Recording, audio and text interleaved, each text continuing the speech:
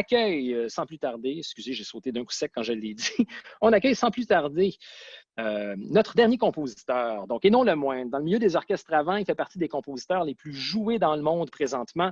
Il a composé et arrangé plus de 350 œuvres pour harmonie, cordes, orchestre symphonique, musique de chambre. Il est co-auteur de plusieurs livres et méthodes reconnues et innovatrices. Il va d'ailleurs nous en présenter son tout dernier ouvrage tantôt.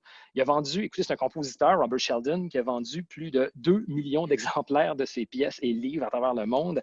C'est un de mes tout premiers compositeurs pour harmonie que j'ai découvert quand j'étais jeune, à l'époque que j'étais au secondaire à Frenette, comme tantôt. Si j'étais en secondaire 2, je me rappelle vite, j'étais libraire dans l'harmonie Frenette, justement. Dans ce temps-là, le chef donnait des tâches à tout le monde et j'étais déjà fasciné par les partitions de chef, même si je ne savais pas que j'allais aimer ça à un moment donné, là. Et mon enseignant me prêtait, je suis sûr que ça va vous rappeler des trucs, c'est certain, il me prêtait à chaque année des cassettes blanches avec écriture verte dessus, des nouveautés chez Barnas, chez les autres compagnies, et j'écoutais ça chez moi avec des écouteurs, j'avais comme 12-13 ans. Et j'étais tombé sous le charme de Danse célestiale. Et je me dis, wow, c'est qui ce compositeur-là?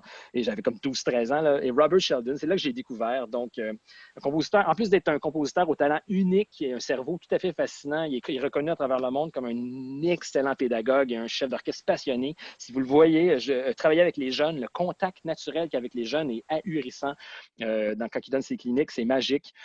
Ses œuvres comportent toujours une approche pédagogique intelligente, efficace dans toutes ses pièces. À travers son écriture, il y a une mine d'or de concepts d'enseignement qu'on peut faire, et ce, autant de point 5 à grade 5. Et il écrit bien dans tous les styles. Il y a des styles, il a écrit latin, jazz, tango, musique du monde classique, musique de film un petit peu. Il a reçu des prix de composition partout. Il a été pendant 17 ans le directeur des publications chez Alfred Music aux États-Unis. J'aimerais qu'on accueille un des grands compositeurs et maintenant un collègue et ami à moi, M. Robert Sheldon. Hello, Jonathan. How are you? I'm really fine, and you? I was introducing you. How are you this afternoon? I'm doing very well. Please tell Jean and Danielle and Geoffroy and the whole gang hello for me, because they are the folks along with you, and of course François, who made me fall in love with Quebec. So yes, thank you. It's great to see you. We have François Dorion with us also. Yes, hi Robert. It's very nice to see you. Yeah, so good to see you. It was also lovely to hear your piece, Jonathan. That's such a wonderful piece, and one of my favorite things, and one of my new favorite things to conduct. So thank you for sharing that for sure. It's wonderful. Thank you very much. Thank you very much. Absolutely. So thank you for being with us this afternoon. It's an honor to give us your time like that this afternoon. And I was introducing you, and I've thrown you many sincere flowers about your work as a composer, conductor, clinician, teacher. And I was saying that your piece, a little anecdote, that your piece, on top of being artistically so creative, always have a strong pedagogical content, and I like this perfect mix between the two. And there's always a gold mine of teaching concepts hidden everywhere in your pieces, I was telling everybody. And I told a little anecdote that was when I was in high school in grade 8 2 years ago, when I was studying. Three. I was appointed, I was 12 years old. I was appointed librarian of the band and was already fascinated by conductor scores and band composers. And I've discovered you. I was 12 years old after my teacher was giving me every year the little white cassettes of C.L. Barnhouse with green writing on it, those tape cassettes. I remember them well. And I listened to Danse Célestiale, which was on one of your new release at the time, and I convinced my teacher to buy the piece, and he gave me a copy of the score. That was my first score in my life, my first conductor score that I was young, and I said, wow, what's happening? How come there's a lot of instruments? So that's it. So thank you for being with us. If I interrupt you sometimes, it's for translating in French some things, but comme qu'on a fait tantôt tout le monde, si jamais vous voulez une traduction, levez la main. S'il n'y a pas de main levée, je ne ferai pas de traduction. Je prends pour acquis que vous comprenez tout. So we have about 1 hour, Robert, with you. And just before we go with your pieces, can you tell us, just like this, just a bit about your compositional process a little bit? I know it's a really open question, but it's really interesting to know what's your main compositional process or processes. Well, with the pieces that I'm working on now, I've just finished one last week, and I've started my next commission actually last night. And I try to, my first thing that I try to do is to decide what the messages that I want to deliver in the piece. Very often that has to do with the people who commission it, if they have a specific any specific guidelines or ideas or something that they want within the piece. And then I try to add my own spin to that and find a way to deliver that message in the most effective way I can. And does that make any sense, Jonathan? Yeah, yes, absolutely. So the other part of this, though, is you want whatever, I certainly want whatever it is I'm writing to be different than something I've written previously. And I think, and you certainly, and I'm sure Francois would agree, anyone who writes music is affected by the world around us. And right now we have a very different world. I've noticed that my pieces are a lot darker these days. They're a lot more intense, and they're kind of channeling some different ideas. I don't know. So the one that the one I just finished was actually based on my experience with visiting the Everglades in Florida, an airboat ride, kind of a moonlight in the Everglades, an airplane ride, a seaplane ride. The one I finished just prior to that was actually inspired by looking at meteor showers from my backyard during our lockdown a little bit earlier this year. So I'm trying to find inspiration where I can, and so this. But you know, when you are used to traveling and seeing people and working with people, and now you're not, then your frame of reference is limited only to your imagination, which can be a dangerous place to be.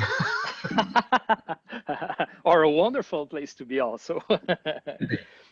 Okay, merci beaucoup, thank you. And little question again. I've asked that to many composers, and it's like the $1 million question, but I really like to ask it is there any part in your compositional process that you find more difficult, and why? And how do you get through it? The most difficult part is getting started. You know, I mean, when you're looking at a blank score, and even though you may have some guidelines or you may not, the world is completely open to whatever you're going to do. Once I have started, then it's sort of like it begins to roll downhill and get faster and pick up more momentum. But it's just getting started. And you know, Jonathan, I have a different feeling about all this now than I did last time we saw each other. And I don't want to get too deep in the weeds here, but as you know, during lockdown, I've decided to redo my website. Mm-hmm.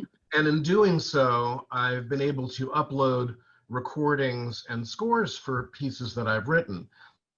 And I didn't realize until I was nearly completed that task that there are pieces that may go out of print. And if a piece is out of print and there is no recording of it and there's no score available for anyone to see, it's like it never existed. Yeah. And that is I've never thought of that before, because it means that if you have a piece and it goes out of print and you don't have a copy of it and you can't find a recording, it's like it never existed. And maybe it's just because of the world we're in now, but I've decided I'm making it my I don't want to say hobby because that's a little bit too lightweight. It's sort of for me, something I feel driven to do is to find any of my pieces that I've done that may have gone out of print and find a way to at least recreate them with a score and a virtual recording, if nothing else. Yeah. Otherwise, they cease to exist.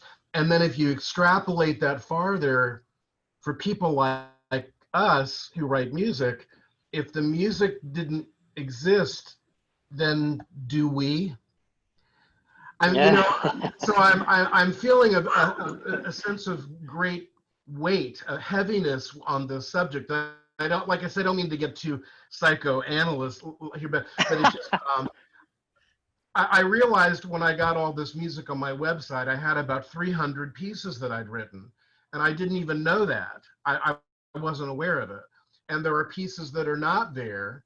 And I think I really need to find, and there's a perfect example is a commission I did for a school in Florida many years ago. And I looked in my files and I cannot find the score. And the piece was not published. And I called the person who commissioned it and I said, do you happen to have the score? And she says, I retired from that school. It might be in their music library. I'll have to go check. And I said, you know, if you can find it and copy that and send it to me, because if not, it's gone forever. So I have a different feel about these things now than I did when we saw each other last. Yeah, interesting thought. When you say like, if our music doesn't exist, do we exist? I felt like a little black hole going through me and and leave because you know it's kind of deep to think about that. But you know what? Knowing your reputation and all the works you did, I'm 100% sure that there's still a lot of people having your scores and things everywhere. You should just do like a call to everybody. You'll find all your work for sure. I can guarantee that 100%. So yeah, don't be shy about that. So let's start with the pieces. Sure. Well, did you want to introduce the first one, or how do you want? What I'll do, I'll just speak briefly about every piece and ask you a question, and you go on, we listen to it. We may cut some parts because, you know, Sure. we're running on time. So, and I'll start in French and then say in English, ask something to you. On va débuter avec une pièce qui a publié chez FJH, parce que Robert Sheldon est aussi publié chez FJH, la compagnie que dirige Brian Balmages dans les publications. Donc, des sons midi pour la dernière fois de la journée. Crossing the Rubicon, comme je disais tantôt, ça regorge d'éléments pédagogiques. C'est une occasion parfaite pour travailler la balance et les contrastes stylistiques et les différentes articulations détaché versus legato et accent versus staccato qui sont les contrastes de base en jeu d'ensemble en expressivité. We start with a level 1 piece that you published with FGH Music called Crossing the Rubicon. As I was saying earlier, it's full of obvious playing, ensemble playing concepts to teach. It's full of obvious balance for sure, articulation, style clarity, but style unity, and it's correlated with the measure of success method there at FGH. It is about 1 minute and 40 seconds long.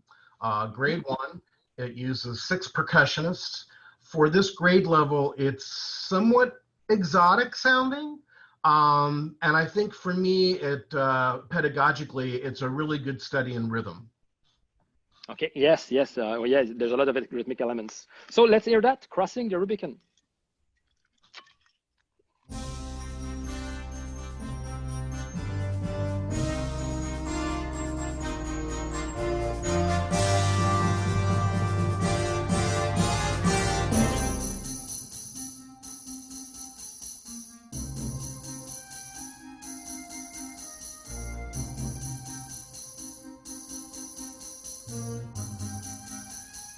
Nice. The nice groove with the accent on the last 8th note. That's really nice.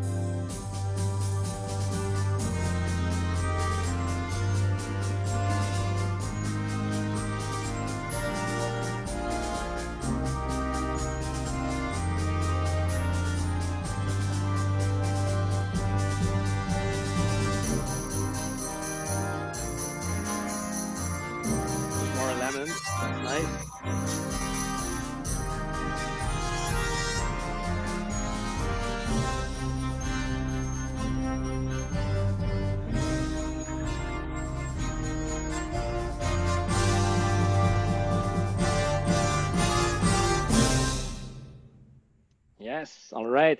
Robert, if you feel that you have something to say while the piece is going on, say it, because we have someone here, Jonathan Dagenais, is doing a fine job with another computer, balancing the volume. If you have something to say, I really like the way it builds up. You know, everything is with the 8 first bar, we hear all the things and everything builds up and going to a nice 2T by the end there.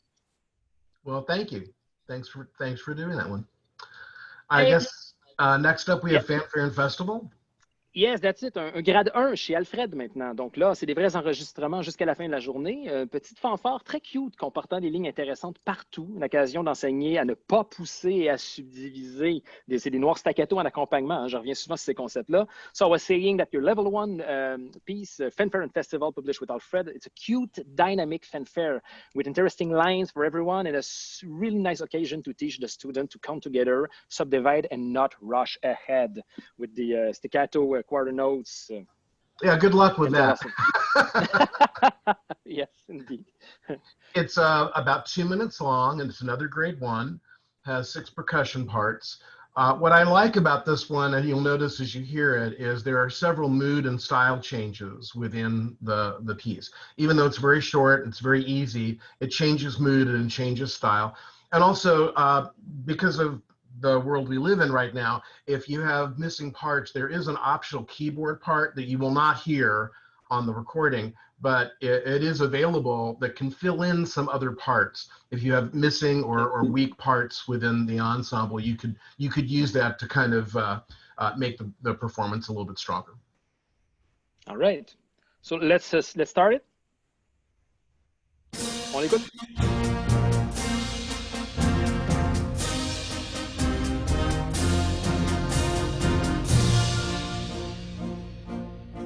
Not rushing ahead.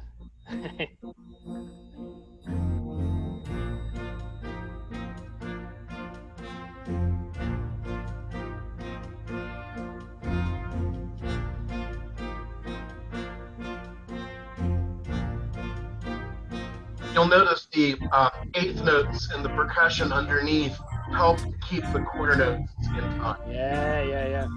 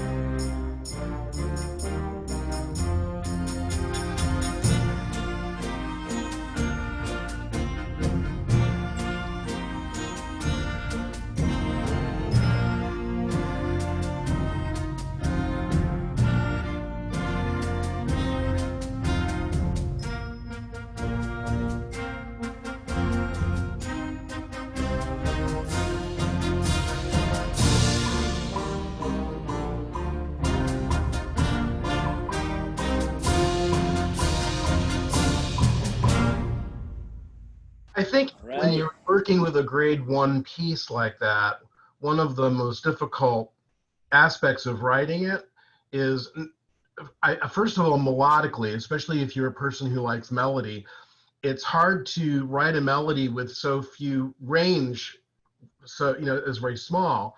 And you can write a melody, but how do you make it distinctive? How do you make it memorable? How do you, when all those notes have already been used, so how are you going to do it so that it works? And that's the hardest thing about grade 1, is to make sure that the harmonies and the textures and the melody all are somehow have its own distinctive sound. It's very hard to do at grade 1, but I like that. It's like a puzzle. It's like solving a puzzle. Yeah, exactly. And it's like walking in a corridor this large, and you have to do something creative, like with this space to walk. So it's really nice. And what I really like about this last piece also that I didn't mention is the constant exchange between rhythmical aspect and legato aspect every time. So it's a lot. It seems simple, but it's a basic of expressivity contrast to teach their students. On s'en va maintenant avec un niveau 2.5. Non, excusez, j'ai sauté. Avec un niveau 2. La prochaine pièce est un arrangement d'un grand compositeur qualifié excentrique, des fois, du début du 20e siècle, qui a écrit des perles pour orchestre avant. Un arrangement de la pièce Walking Tune du compositeur australien Percy Grainger.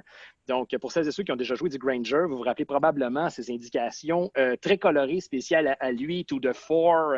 Il y a vraiment son langage, en fait, dans ses partitions. Il n'utilise pas les termes italiens ou très peu les termes italiens allemands. Et ce qui est vraiment génial, Sheldon va nous en parler, il a décidé de les laisser dans son arrangement grade 2. Fait que c'est une belle occasion de faire découvrir Grainger aux jeunes. I was saying that in your wonderful arrangement of Percy Grainger's Walking Tune, I love the fact that you choose to let all the colorful Grainger in the piece because it tells a lot about the guy, the composers, and it's a wonderful occasion to teach about Percy Grainger and make listen. It is, especially because at this grade level, there are no pieces by Grainger that are at this grade level. And the Graingerisms are so interesting and colorful and fun. And I don't know that you can really say them any better than he did. I was not familiar with this tune. Probably because it was never published. So it was something that you had to really find. And I'm not even sure exactly how I found it, but there is a Woodwind Quintet version of this. And I fell in love with it. It goes places that most wind groups of modest means should never go. Like Grainger does, he makes a left turn and takes you over the hill and down through the valley and into very dark places and it rips you apart and puts you back together. And when I listened to the Woodwind Quintet, it was fascinating. And when I found out that this was the very first piece he had ever written at the age of 18, and you can just see all of his future pieces in this piece. It foretells everything he ever did. He had it all when he was 18 when he wrote his first piece. But for a grade 2, there are places you just don't go. So I was able to use the initial melody and the ending of the piece, and the only real challenge was how do you connect them? Yeah. But I was able to manipulate it a little bit and found a way to connect it. So it's 3 minutes long. It's a grade 2, requires 4 percussion. A great way to introduce younger students to Grainger. There is, if you are familiar with the Woodwind Quintet version, I was able to use an unpublished piano reduction, which is different than the Woodwind Quintet in a few subtle ways. And it worked better for my purposes to do this. Since there is no way to acquire the music, it took a lot of listening to be able to figure it out, and then to change the key and to make it, you know. But anyway, this is the result. Interesting. You know what? Maybe someone somewhere in the future will do the same thing with one of your lost pieces. Let's go with Walking Tune. We're gonna maybe cut it by the end if you're okay with this. Oh, yeah. All right. Or tell us when you want us to fade it away.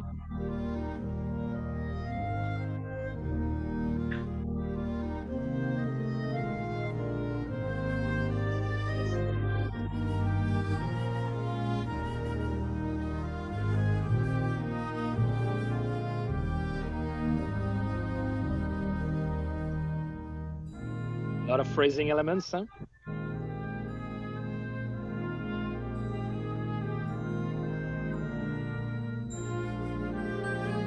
Loudon.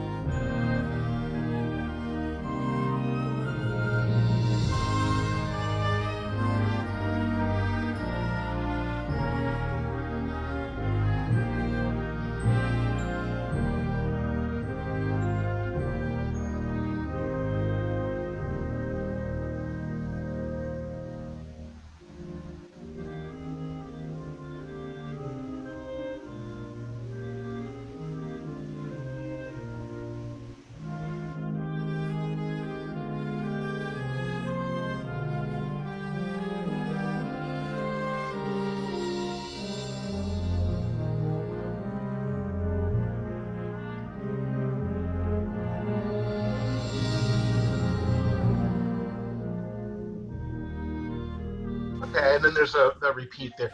A couple things about that last section before it goes back to repeat. It's very reminiscent of Debussy in a lot of ways. Mm-hmm. And you don't think about that too much with Granger. You think more like almost Gershwin, but there's a little bit of a Debussy thing. The other thing which is rather significant in this piece is the use of Tenuto.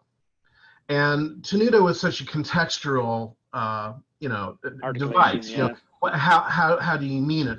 He generally means to just it's a slight emphasis, not necessarily a lengthening or a sustain. It's really more of a like a breath accent.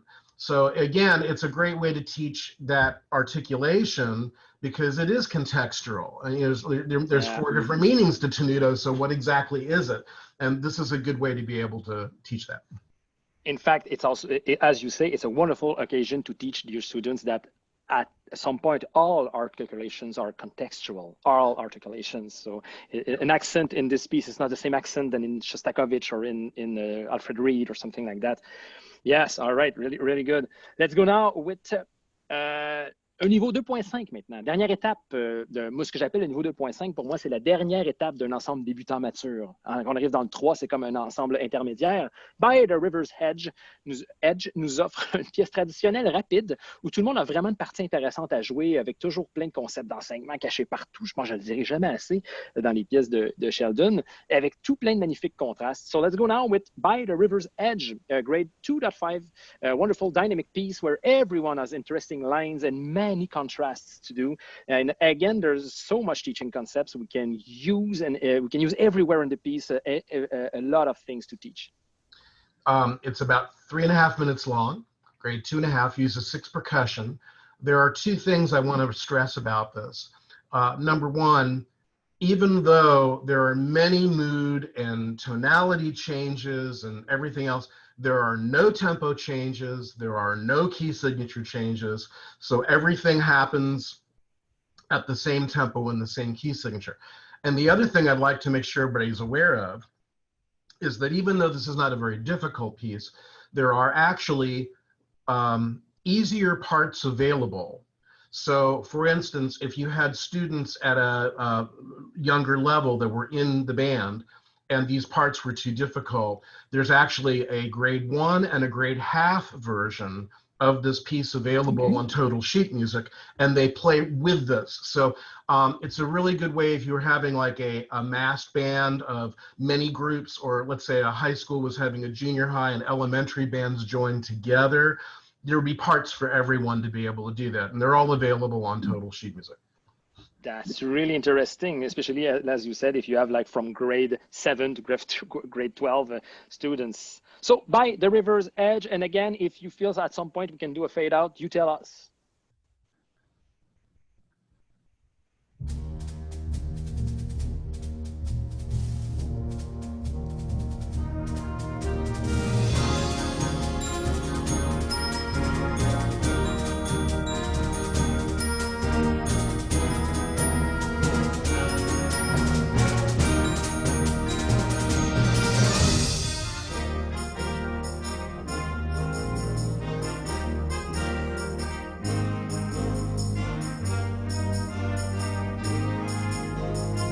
Lots of rhythmical things happening here.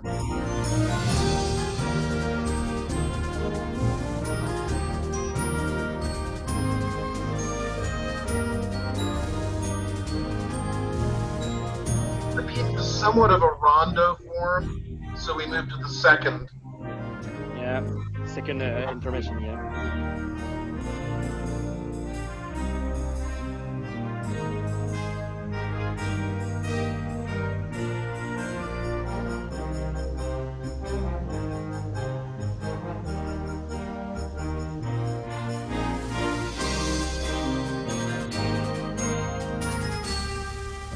And then we move to the third theme, which is really a series of building ostinato. Yeah. Vous voyez tout le monde, c'est ce qu'on disait avec Balmages tantôt dans Mouvement frénésique, c'est aussi le principe des strates, c'est très efficace.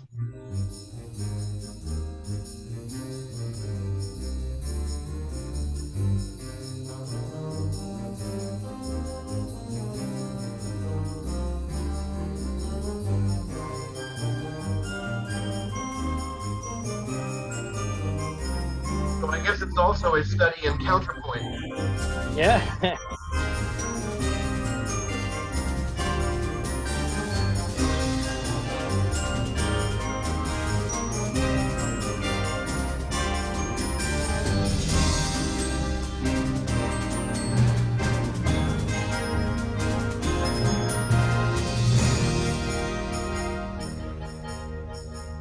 And we found our way back then to the original tune, and everything else presents, all the other themes do make another appearance, but in a more condensed form and lead to the end. Up until the end, all right. On pourrait aller avec un fade out.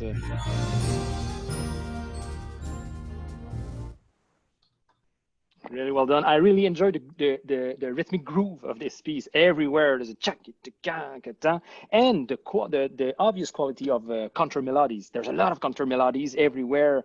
It's really, really nice to hear that. And as we were saying about counterpoint in the stacking section, it's really important, I think, to ask for a lot of transparency of playing to the kids. Donc, de demander pour beaucoup de transparence de jeu quand on arrive à des moments super contrapuntiques, rythmiques. All right, so let's go now with Lone Eagle, un niveau 3 maintenant. Lone Eagle, une pièce, la structure parfaite, en fait, si vous voulez démontrer l'aspect horizontal et vertical musical de votre ensemble, comme on parle beaucoup depuis le début de la journée, François et moi.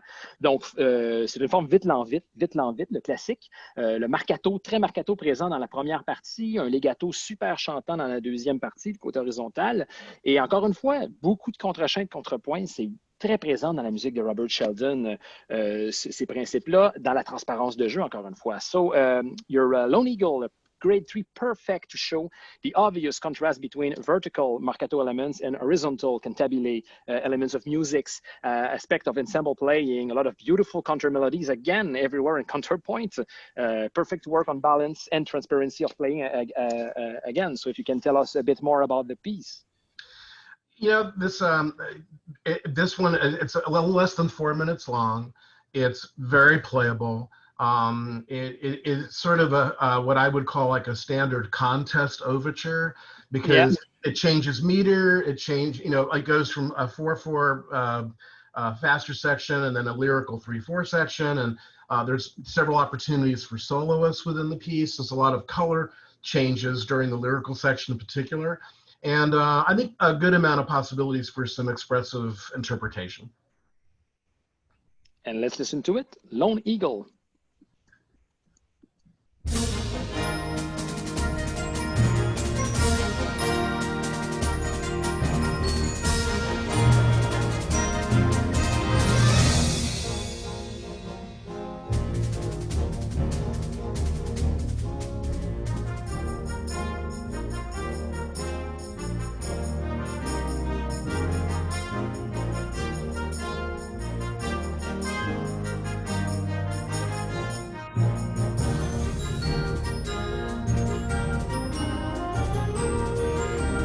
Cantabile counter melody there, nice.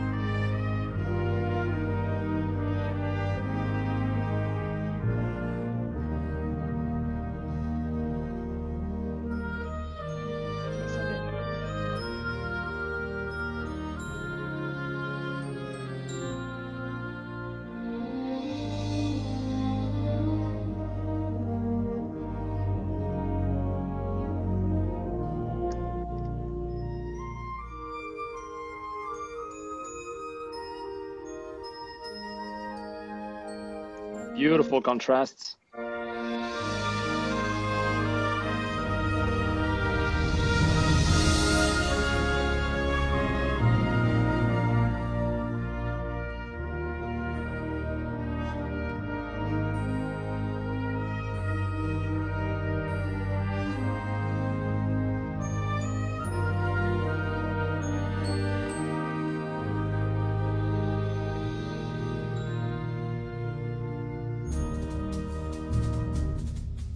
And then there's a bit of a repeat there. Right. On va aller vers un fade out, tout le monde. Well, one of the things I like about the ending, we didn't need to hear that, but there was a way to be able to put the lyrical theme and juxtapose it against the main theme towards the end. Yeah. Kind of a nice way to be able to do that. But yeah, I feel good about that piece is very playable, so I have a feeling that if people actually do get to perform music this year, that might get played. So. Mm-hmm. And I'm pretty sure some people will agree with me, but something that I really enjoy is there's so much joy in your music, and it tells a lot about yourself. There's so much joy. It's like a sparkling champagne bubble piece, and it's really fun to hear, fun to live through also, and interesting concepts there, and a lot of specificity of articulation again. Let's go now. Oh, we go a little bit with a high-level piece with un grade 3.5 maintenant, avec Dance of the Shimmering Spirit. C'est une pièce, vous allez voir, super rythmique et dynamique, okay, qui a un groove super intense, avec un tempo très rapide. Il y a une alternance de passages marcato, des sections chantantes qu'on peut prendre en deux, malgré que c'est vite. Là. J'adore ça dans les pièces quand ils ont ça. C'est comme un faux effet chantant par-dessus quelque chose qui continue rythmiquement. Un vrai effet chantant, en fait, c'est pas faux. Là. C'est un peu comme la version, vous allez voir, c'est un petit peu comme la version plus complexe et plus rythmique de Lone Eagle qu'on vient d'entendre. Encore une fois, les mélodies, les contre-chants, super beau dans la section, autant dans la section lente que rapide, magnifique, très sensible écriture et une écriture de percussion super intelligente et efficace. So let's go with Dances of the Shimmering Spirit, an exciting and rhythmical grade 3.5 with amazing grooves and a fast section with bass instruments and percussion doing all the groove. There are nice cantabile section in both fast movements to switch into conducting and to continue with those rhythmic elements. Amazing, again, sensitive contour melodies everywhere. Wonderful and efficient, intelligent percussion writing through the piece there. So if you can tell us more about the piece. Well, this was commissioned by a school who, unfortunately, they had one of their band members, a young girl, who was in an automobile accident. They wanted to commission a piece in her memory, but they wanted the piece to reflect her personality. And they said she was all about glitz and glam. She loved, urban beats and music. She loved jazz. So I tried to really incorporate that into this piece. I've only conducted it a couple of times. First time actually was in Germany last summer. And I learned something about the piece, that if you can get it just fast enough, it just feels really good. There's something about the way it feels. And in rehearsal, we were like, okay. And then all of a sudden we hit this tempo, and it was like driving down the road with convertible with the top down and the wind. It was something about it that was just like, this feels really good. So I hope you get a sense of that in this recording. Yeah, it's what I call the tempo sweet spot, where you exactly find the exact moment that everything locks together, and wow, I can go take a coffee and let the band play if I want also. So let's hear that. Donc, Dances of the Shimmering Spirit, un grade 3,5.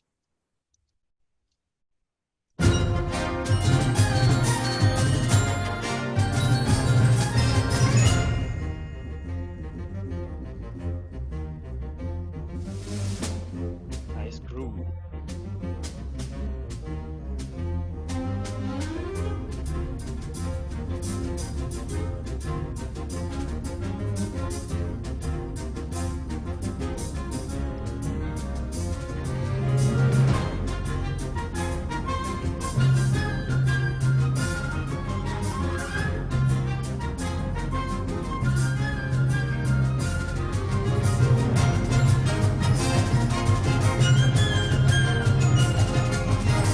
So many elements.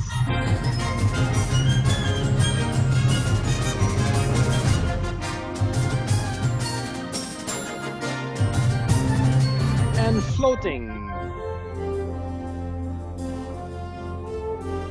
With horns, of course.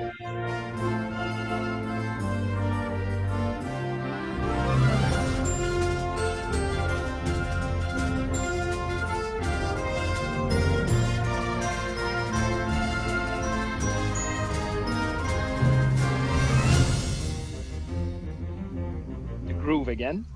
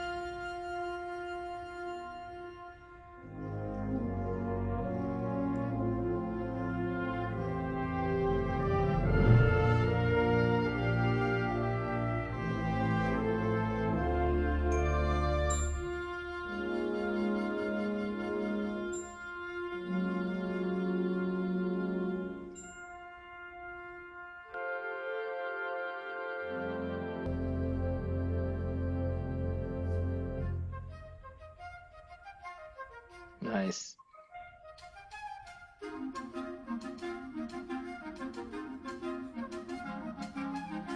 That's really nice, this section.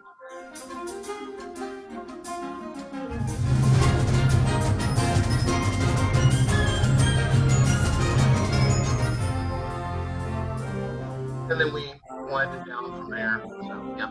Yeah, yeah. On peut faire un fade out, s'il vous plaît. You know, Robert. Kind of fun with that one to use the bass line and the flutes, and to see if that worked. And actually, it's one of my favorite parts is when the bass line goes into the flute section. Yeah, yeah. Kind of neat way to do it. And Robert, this is very, very good. I find the fast part is captivating, exciting a lot, but at the same time, very delicate and subtle.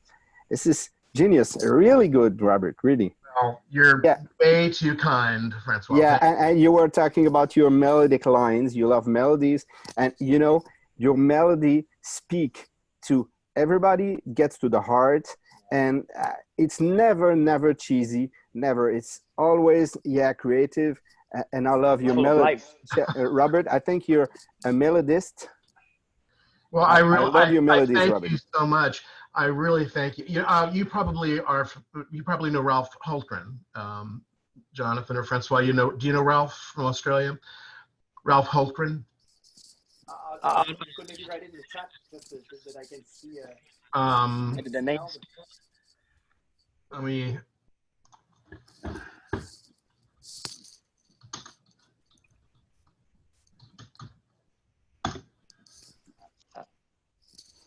No. Ralph is one of the, in addition to being the nicest person in the world, phenomenal composer, amazing conductor. And I was working when actually I was having a piece. I was conducting the premiere in the Sydney Opera House, and he was going to work with the group and do a clinic. And we've known each other for some time. And he decided that my nickname needed to be Mr. Suspension. Mr. Suspension. He says, I don't know of anyone else who writes with as many suspensions as you do. So I don't know whether that. So I get, but I've always thought of that sense. So. Okay, well, we can move on. But the suspension he's talking about is one of the main elements of creating tension and release in music. That's like the sus4-3, the sus4-3 we do at the end of phrases. It's a perfect example to exactly. Communicate that to kids. So. He was right. Des éléments intéressants, tout le monde, dans la dernière pièce qu'on vient d'entendre. Interesting elements when I talk about the specificity of articulation. If you look at bar 65 and what the piece we just did at that page 16, the ti, pa, pa, te, ta, te, pe, te, te, de, de, ba, de, ga. There's so much to work in just this little thing with 4 different articulations, 4 different style. There's so much to teach. And I really enjoy the fact it's what I call, because I know now your music quite a lot, at bar 100, and I say that positively, by bar 100, it's what I call a Sheldon moment. I like that after a nice climax, then a new sound, like a little star appearing, like the horn G there. It's a Sheldon moment. I love those moments in your pieces. There's a wonderful one, I think, in Power the Earth also. There's exactly this kind of chord change moment. It's so, in Children of Gaia also, that I was referring to this piece. So really good. And now we'll go with your big new release here, Grade 4. Donc la dernière pièce du bloc, Sheldon va nous parler ensuite d'une petite méthode, une nouveauté qu'il a créée. Mais juste avant, la dernière pièce, et non la moindre, Glorious Insurrection, un grade 4 qui constitue un poème symphonique. C'est un gros poème symphonique aux sonorités épiques. Vous allez voir, c'est basé sur une épopée historique que Sheldon va nous présenter probablement, là, un vrai fait historique en fait en Irlande, de magnifiques couleurs harmoniques, plusieurs reprises de contrastes, couleurs, teintes, nuances, styles. Ça nous rappelle, vous allez voir, ça nous rappelle beaucoup la musique de film parsemée de thèmes aux couleurs celtiques. Donc, c'est de la musique de film avec un gros style celtique. And as for your last piece, and not the least, Glorious Insurrection, which is a glorious piece of music also, a kind of symphonic tone poem, if I'm right, grade 4, based on a true historical events that you maybe tell us. The work is used colorful and surprising harmonies, beautiful contrasts in terms of colors, sound, dynamic orchestration also, and style. And there's a little bit of movie soundtrack colors also that we can feel epic with Celtic elements. So if you can tell us about the piece, the context, and everything. That you have analyzed it exactly the way I would have suggested. It requires 7 percussionists. They have a lot of stuff to do. I was going for power, dark, heavy, moody. I wanted something to be very impressive, fun to play in all sections. And I think every section does have fun things to play. Also, as we talked about with By the River's Edge, this is another piece that has parts available at 2 easier grade levels. So if you have a group that can play this at grade 4, but you need parts at the grade 2 or 1 grade level, there are parts available for this that fit into it seamlessly so you can play it. These parts that are the easier parts are not meant to be performed on their own, but they will fit with the published version without any difficulty at all. And so much younger less experienced players can play along with us on this piece. Yeah, it definitely has a film score feeling to it. When I premiered the piece, it was for Wisconsin All-State, and we started our rehearsal, and it was in the auditorium, and within about a minute, all these people started coming into the into the rehearsal from the lobby, because the first 4 chords, they said, we heard the first 4 chords and we had to come in and see what was going on. So I don't know what there is about them, but hopefully everyone will enjoy it. So. All right. And just a quick question, when you talk about those lower grade parts that you can, is there a reason why it's not mentioned? Because it's not mentioned on a website or in the score or something? Is there a specific reason? When I was still working for Alfred, I attempted to get that to happen. If you look at the Alfred catalog and you find the piece in the catalog, it tells you in there where to go to find those parts. Because it's not on the website. Yes, on the website, because I don't think they sent out a printed version this year, so it's on the website.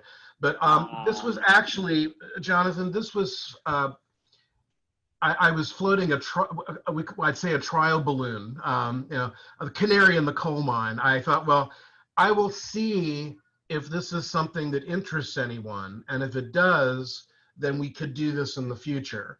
But I didn't want to ask someone like you, like, hey, take the time to do this, but we don't know if anybody's interested. I wanted to just see if anybody was interested. So I don't know the answer to that yet. This is not a very good year to find out something like that. Yeah, exactly. But this was a trial. I was saying that because it may be on the catalog, but it's not on the on the Alfred website. It's not even written there. That's why. You have to go. You have to actually go into the online catalog on the website. Oh yeah, yeah. They've not. There is secret. It's a secret. Don't tell anyone. All right, so let's hear that. You'll see, c'est vraiment une pièce épique, beaucoup de couleurs, musique de film, Glorious Insurrection.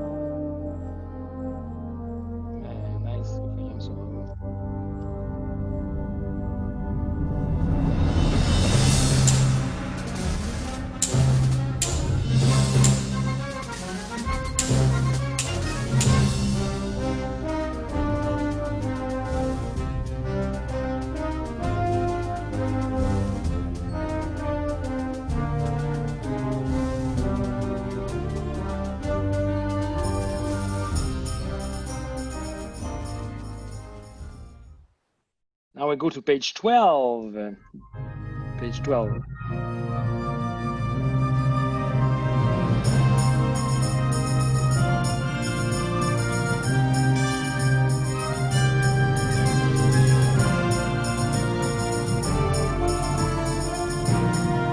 A lot of elements.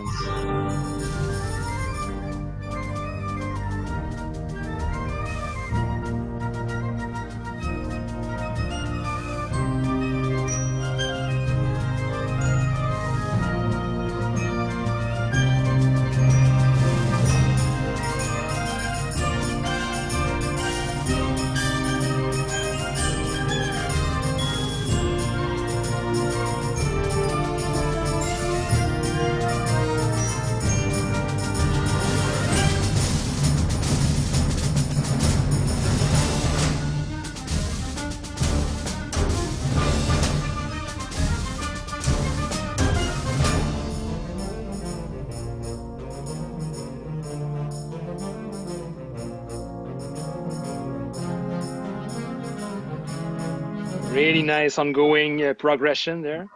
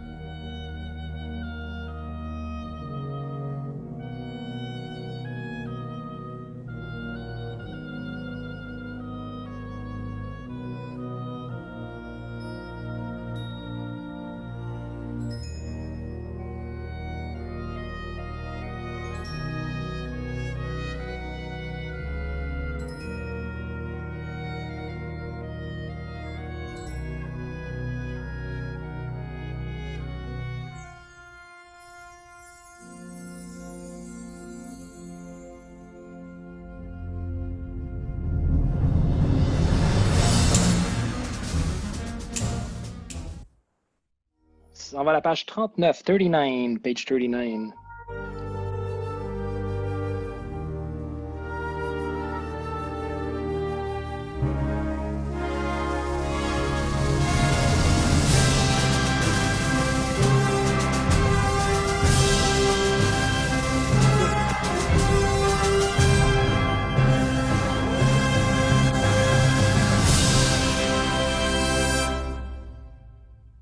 So I confess, I like French horn a lot.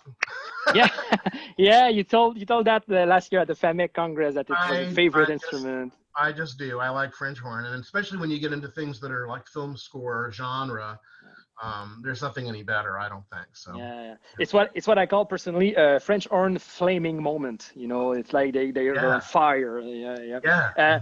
In fact, I told earlier that your music is full of joy, but I don't want to be around you when you're angry listening to this because there's so much darkness in the piece also, and a lot of rhythmic elements, really well crafted. Again, thank you very much. So before going on, you would like to talk to us about your music foundation, is that right? About your new website, music foundation.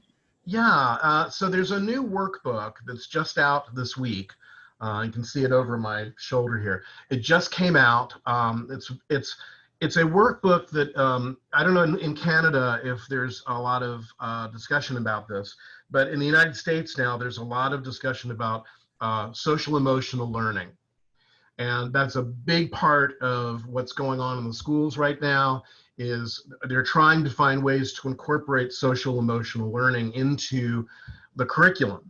And in music, that's not necessary. It should be a very easy thing to do, but it's hard for teachers to be able to figure that out sometimes when we're doing so many other things. So what this book does is it incorporates social emotional learning skills and instruction along with the music that reinforces it. So for instance, let's say you're having, you're talking about conflict resolution. Well, we have a piece in there that's all about tension and release. And the tension notes have an arrow over it because the instruction is when you have a disagreement, don't shy away from it. You have to discuss it, you have to approach it, and then resolve it. You can't just ignore it. And the same thing really holds true in music. For instance, there's things where we talk about being able to see other people's opinions, all sides of a subject. So I've written pieces of table music where the students can actually, they have to read the music on all four sides of the table to be able to put it together.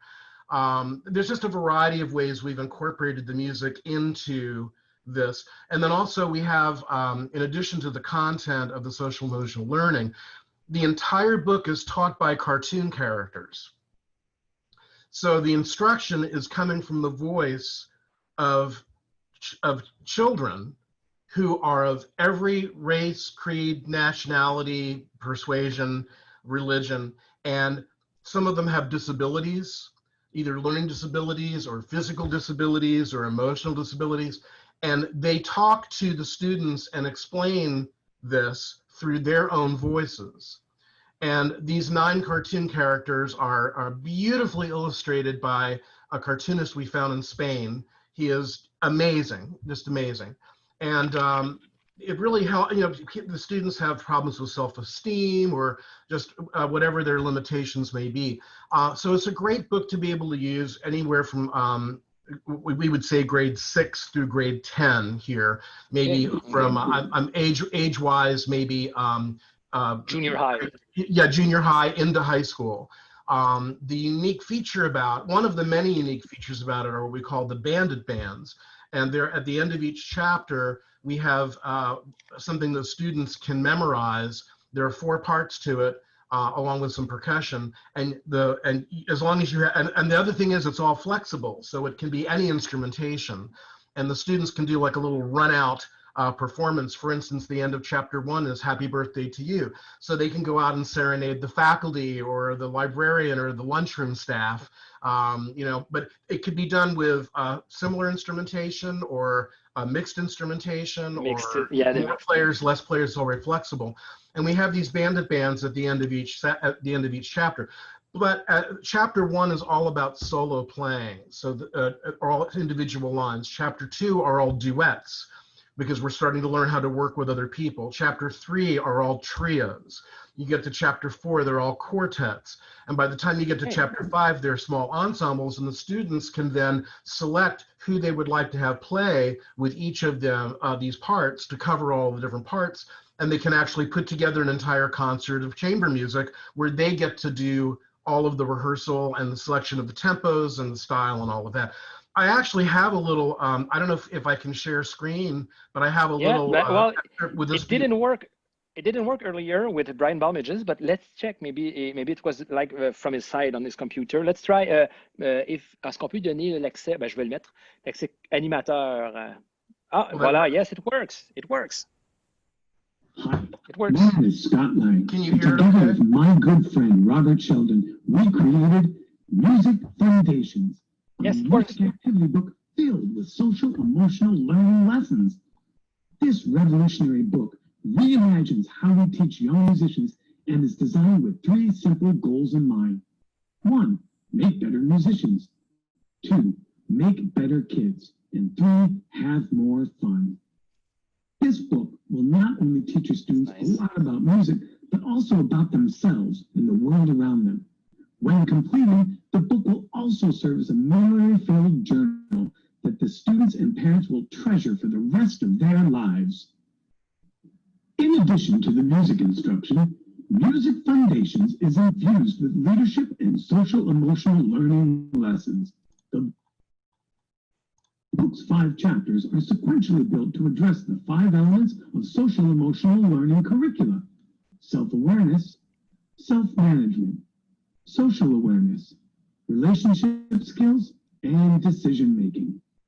All of the SEL elements are seamlessly woven into the music so teachers can provide real-life skills while developing real musical skills. What we teach doesn't matter until students learn how to learn.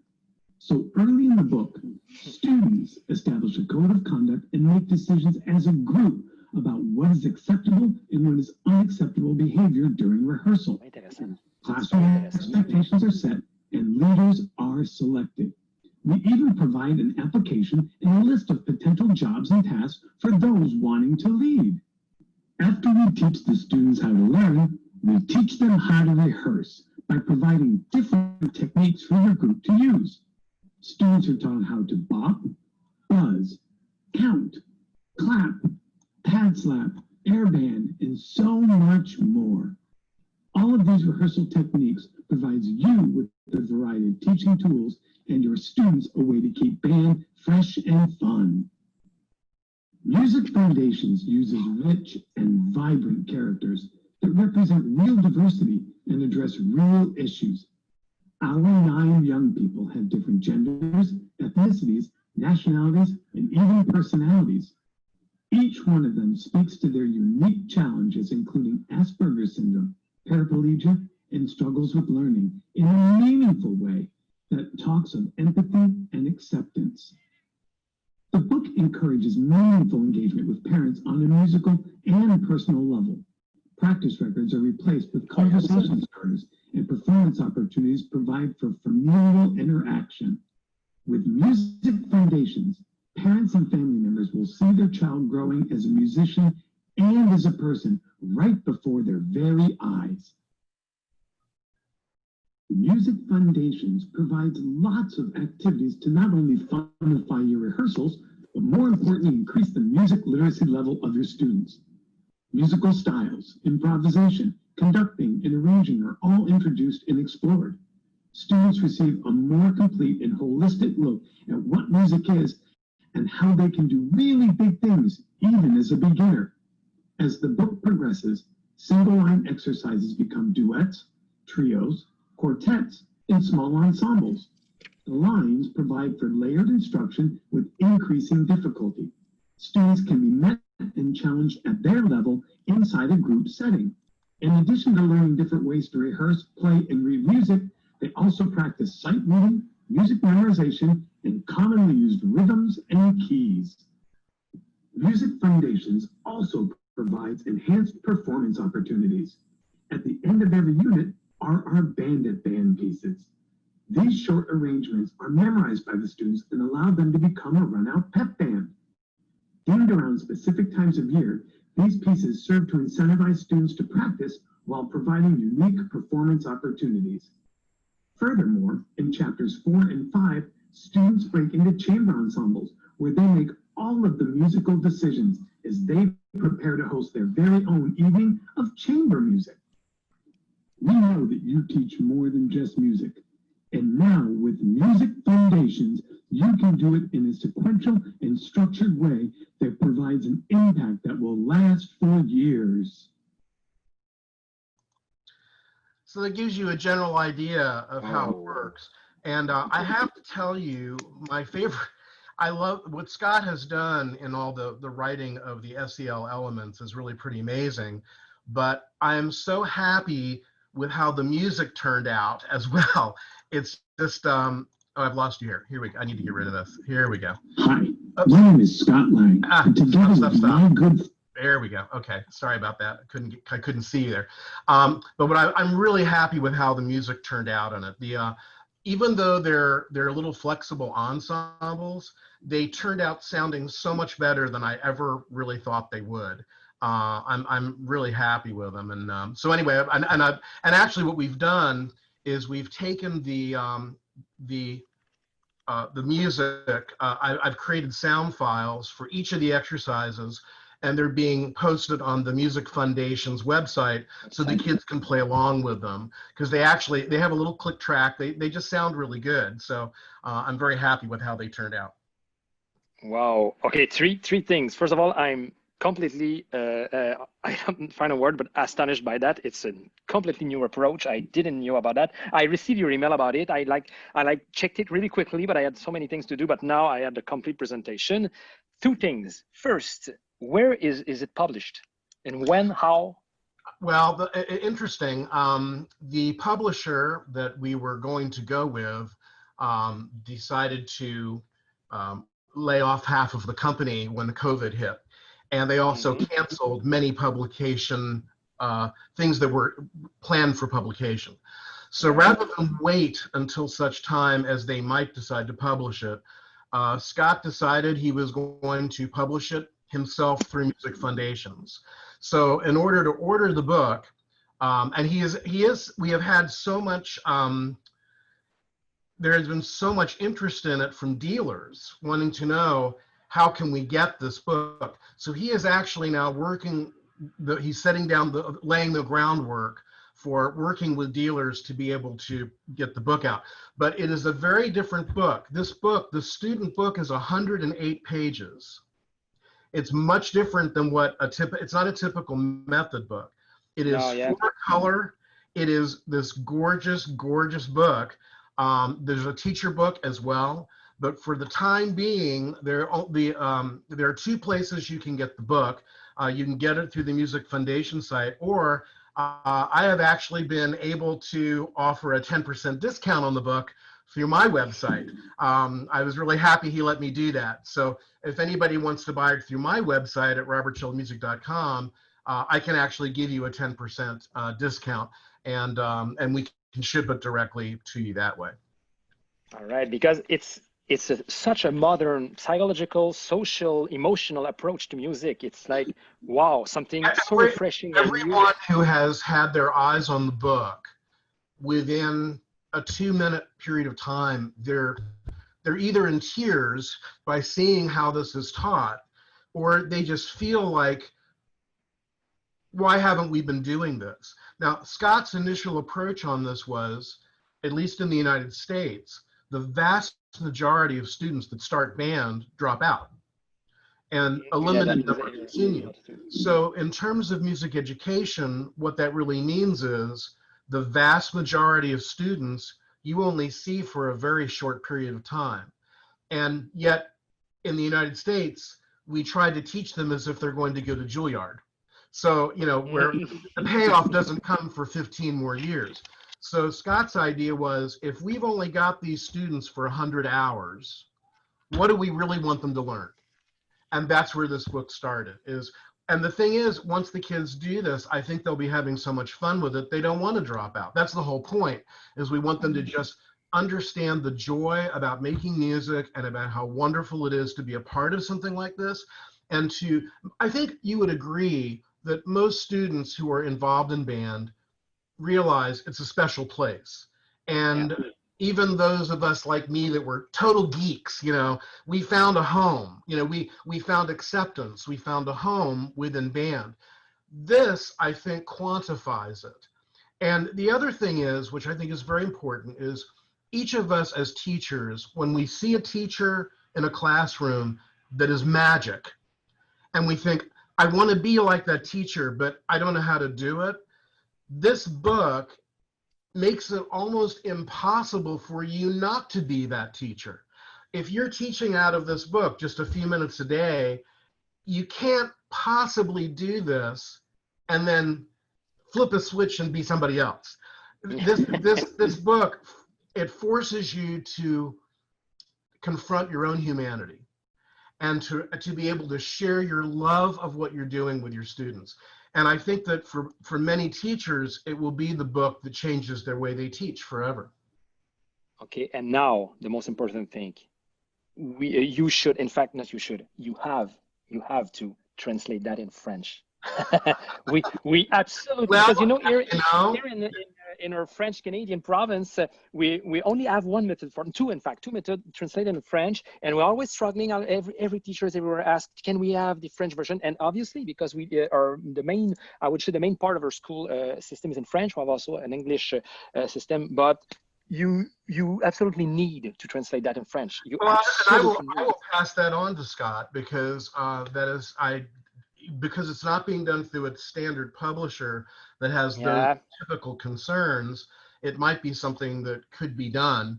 Obviously, with that much text, it needs to be careful. But yeah. Yeah, and I would enjoy so much participating in the translation. I'm telling you right now. I will pass that on to Scott for sure. For sure.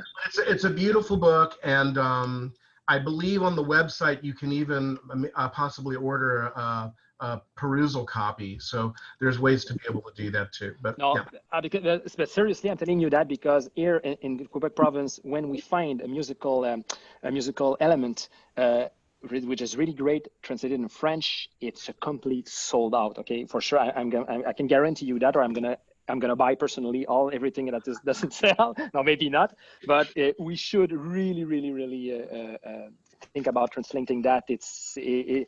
People need to hear about that. It's a refreshing modern social approach of it. It's a very really incredible. Yeah. So incredible time with you as usual. Yes. And thank you very much as usual. Là, on est en train de terminer tout le monde et la journée et le truc. Ah, il y a une petite question juste avant. Il y a Alain Bisson. Alain Bisson asked, how about a version for recorder and small percussions? Well, here again, the book is, I should probably explain. This is the first of several books. Okay, so this is the band version. The next version will be the string version. Okay, so there will be a string version. They're looking at some like choral. They're looking at some other ways to do this. So, for instance, as far as like percussion types of things, you could use the book to be able to play with it with any percussion instruments. The recorder I don't know how it would fit range-wise within the flutes, but the issue there is, since it is written for band, although you could play along with the soundtracks and then certainly enjoy yourself with it, it wouldn't be performable unless you had a band instrumentation. But like I said, it's the first of these books. So I do believe you'll be seeing a Music Foundations for Strings coming up in over the next year or so. Incredible. All right. So thank you so much for your time and generosity. It's such a pleasure. And François, so nice to see you. And please tell Jade and Geoffroy and Danielle I said hello. And it's not as good as being there with you, but it's the next best thing. Yeah. But we'll see you in 2022 for the Quebec Music Fest. As an educator. I hope it'll be great. Thank you. Thank you so much, everybody. Donc, attendez, just an instant, we have something, c'est quoi? Oui. Oh, yes. It's in French, but a teacher said, "Thank you very much, Mr. Sheldon. We really love you, and you're his favorite composers." To Sonia, that you can see, she's doing like this. There. Thank you for your time, your generosity, and you. We love you very much. You as a human being, also, and sharing all those stuff and being so much involved in music education and in the life of young students. And so thank you again very much, Mr. Sheldon. Absolutely my pleasure. François, tu veux dire quoi? Goodbye. Eh bien, tout le monde, c'est ce qui conclut l'atelier de lecture. On est ici non-stop depuis 9h30 ce matin, François puis moi. Donc, je commence à me sentir le cerveau un peu comme une espèce de bouillie. Donc, François, tu as un petit mot de la fin avant que j'en dise aussi, moi aussi? Ben écoutez, c'est pas vraiment compliqué. Merci vraiment tout le monde pour votre présence. J'ai pas vu tout le monde sur la caméra, mais j'étais très content de voir vos noms, de lire vos noms. Donc, c'est vraiment apprécié que vous étiez là. Merci à toute l'équipe Twigg aussi, à Alex qui a travaillé à la technique, à Marie-Ève exactement, tout le monde. Donc, merci beaucoup. Belle opportunité. Jonathan, good job, franchement. Bravo. Ben, good job, François. On se donne le coude. C'est ça. Donc, bonne fin de journée à tout le monde. Au revoir.